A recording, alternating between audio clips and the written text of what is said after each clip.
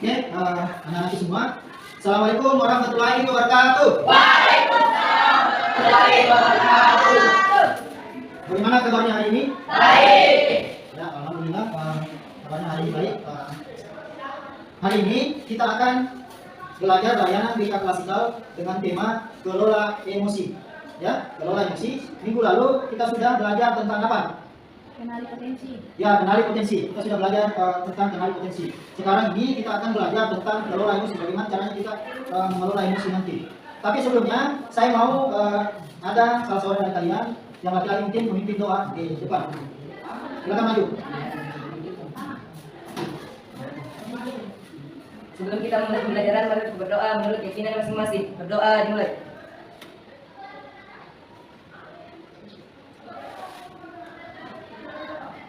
Berdoa selesai.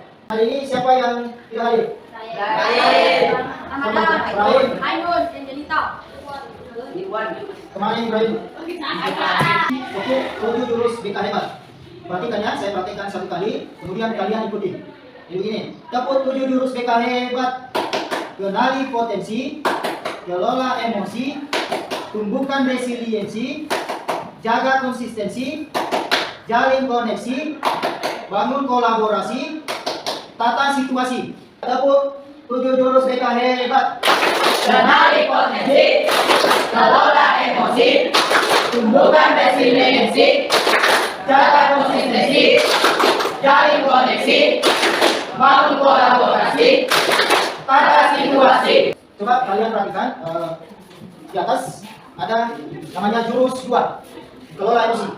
Nah, tujuan kita mempelajari materi ini yang pertama adalah kalian atau siswa dapat memahami apa itu emosi. Yang pertama. Kemudian yang kedua, siswa dapat mengenali jenis emosi yang dirasakan. Nih, kalian dapat mengenali jenis emosi yang dirasakan. Kemudian yang ketiga, siswa dapat mengetahui teknik sederhana dalam memahami dan mengelola emosi. Yang ketiga, dapat memahami emosi, kemudian mengenali jenis emosi yang dirasakan. Kemudian yang ketiga, dapat mengelola. Jadi dapat mengelola emosi. Nah, sekarang kita akan bermain kertas emosi. Permainannya seperti ini. Nanti saya akan membacakan sebuah cerita. Nah, dari cerita itu kalian dengarkan. Kalau kalian merasa senang atau suka dengan cerita itu, silakan diusap kertasnya. Ya, diusap.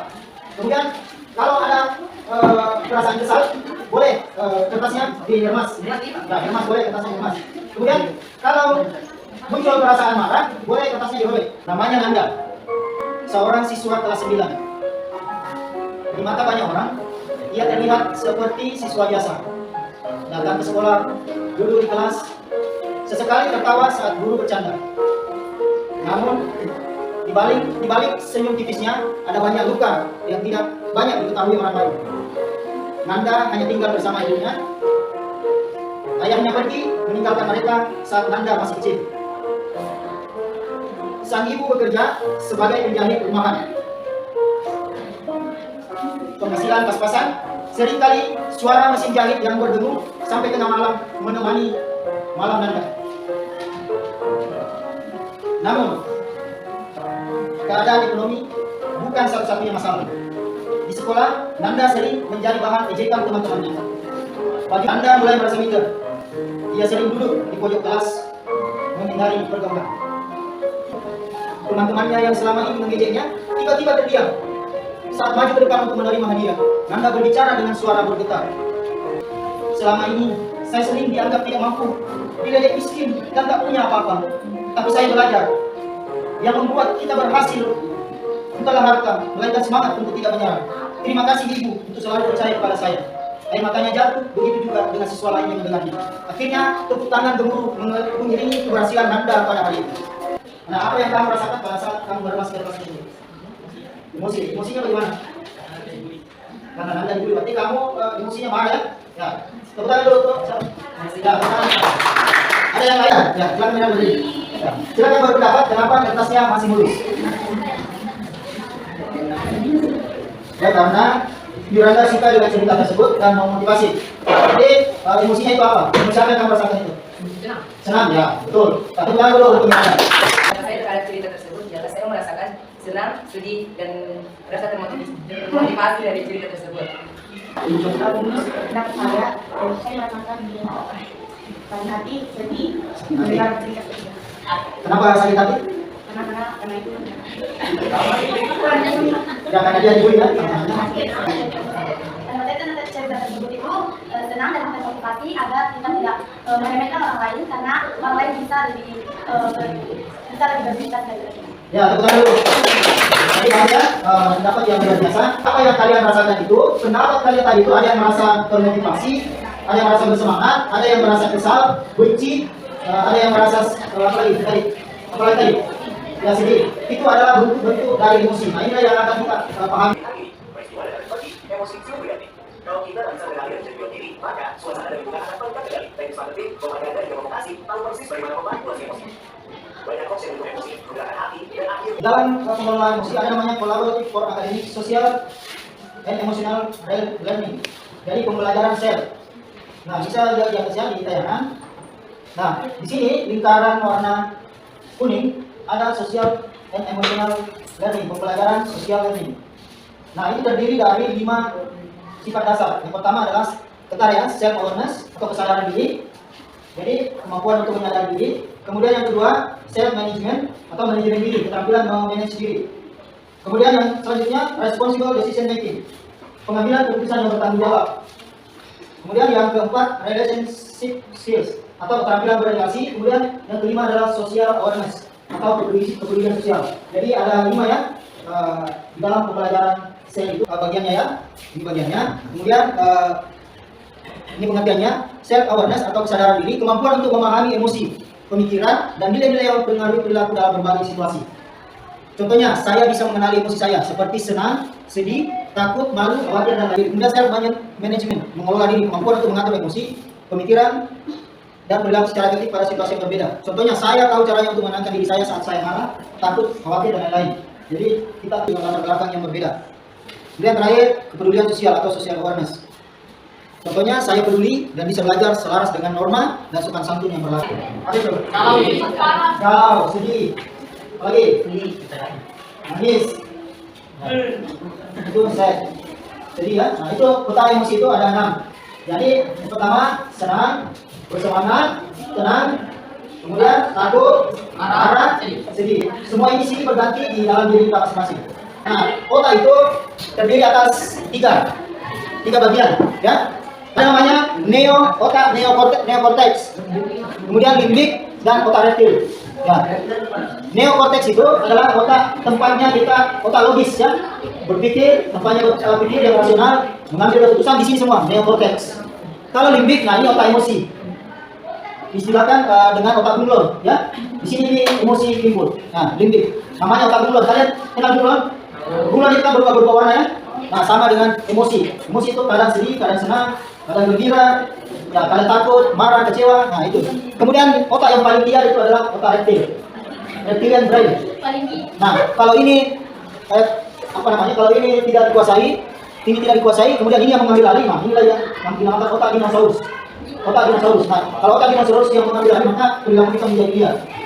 Maunya kita selalu ingin berseteru dengan orang. Istilahnya dia fight or flight, tempur atau kabur. Nah, itulah otak reptil. Coba semua tangannya begini. Begini. Tangannya. Ya, baru gerak. Nah, ini otak neokortex atau otak bawang. Ya, yang tadi ini. Yang tadi ini neokortex atau otak bawang. Kemudian kalau terbuka begini, coba buka begini. Nah, ini otak tadi. Bukan. Limbik. Nah, emosi. Berarti dia terbuka ya, jadi ini yang muncul. Nah, kalau otak reptil begini, nah ini sudah diarah penghalang, makanya itu dia otak manusia itu ini neokortex atau pawangnya, kemudian bunglon dan reptil, otak dinosaurus. Nah, pada otak neokortex atau pawang ini begini ya, kita berpikir tenang, logis, dan penuh pertimbangan. Nah, jika pawang jika otak neokortex kehilangan kendali, maka seperti ini. Tapi kalau dia mengendalikan begini. Jadi ini otak yang rasional. Nah, ini roda pilihan atau wheel of choice. Tindakan kita kalau merasa emosi bisa dengan ini walk away, berjalan-jalan sebentar, atau minta maaf, ataukah menulis perasaan kita di buku atau di lembar note. Jadi rumusnya adalah peristiwa, respon. Misalnya kita begini, ada peristiwa orang marah, kemudian kita juga ikut marah. Nah, itu negatif ketemu dengan negatif ya. jadinya apa? Negatif. Ya, negatif. Jadi ini teknik mengambil tindakan pada saat emosi. Ada namanya jeda dan memilih tindakan. Jadi dulu kalau kita emosi sebelum mempelajari materi ini kita langsung merespon. Jadi kita kalau ada orang kita marah langsung merespon. Misalnya dengan membalasnya, dengan memukulnya atau apa. Tapi sekarang kalau kita emosi kita jeda dulu. Ya, jeda. Pahami? Boleh dengan cara ini. Kalau kita emosi kita ambil nafas dalam-dalam. Baru hembuskan perlahan. Ya, coba semuanya. Coba. Kalau emosi misalnya. Ya, baru hembuskan perlahan. Nah itu namanya jeda. Itu namanya jeda ya. Atau boleh berdiri pada saat emosi. Kalau misalnya posisinya duduk, bisa berdiri dulu. Nah, misalnya ada temannya yang memikirkan, kita emosi, ini ambil sambil memperbaiki perasaan, mengelola perasaan, gitu. Atau pada saat kita berhadapan dengan seseorang yang membuat kita emosi, dia merosos terus sama kita. Nah, kita ambil jeda, namanya kita duduk, sambil menerangkan dia. Itu namanya teknik jeda dan memilih tindakan. Setelah jeda, kamu baru kemudian merespon. Paham sanksinya?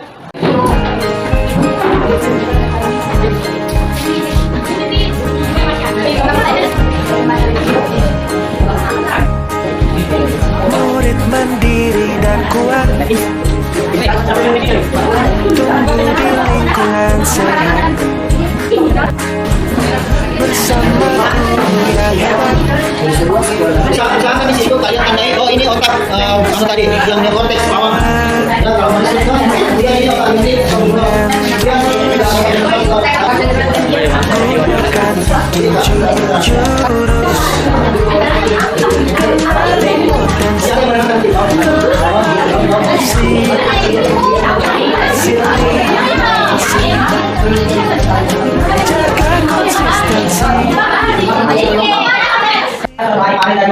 mereka lewat di gang tepi. Dalam gang tepi itu ada beberapa preman dan pengangguran. Preman Lihat adalah siswi baru yang bersiap dan sering diejek oleh teman-temannya yang suka mendiri.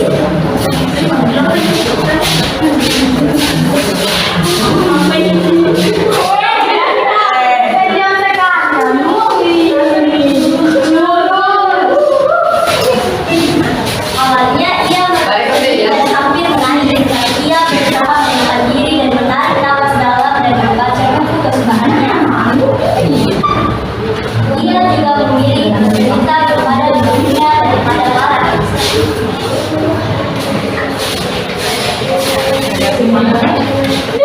Pun menasihati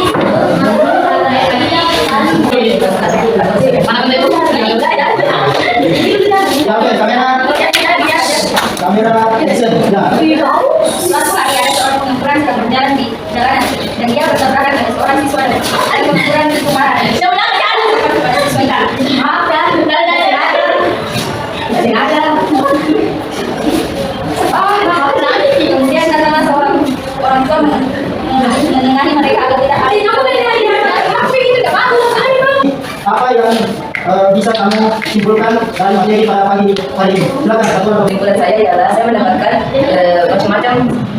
mengetahui macam-macam berbagai emosi. Saya dibully, terkena dan mengalihkan emosi ceritakan pada orang dewasa yang bisa memberi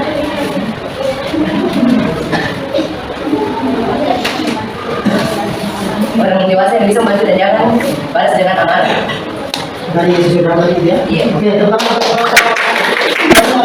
kalau kita pada intinya sebenarnya juga pembelajaran kita kali itu siswa dapat memahami, mengenali dan mengelola emosi. Jadi kalau kita emosi itu tarik nafas panjang. Jadi ingat tadi otak kita ada terbagi tiga ini. Apa kami? Retil, atau insos. Kemudian ini limbik atau templon. Kemudian ini otak neokortex atau bawah. Nah, sekarang semua kita ini kalau otak retil atau otak insos. Jadi ini aplikasinya ya. Jadi kalau kita emosi ini tarik nafas panjang, baru tarik ini, baru tutup, hembuskan. Paham ya? Paham. Oke, saya kira cukup untuk materi kali ini. Tutup dengan ucapan Assalamualaikum warahmatullahi wabarakatuh. Waalaikumsalam warahmatullahi wabarakatuh. Dan selamat siang. Siang. Tepuk tangan dulu.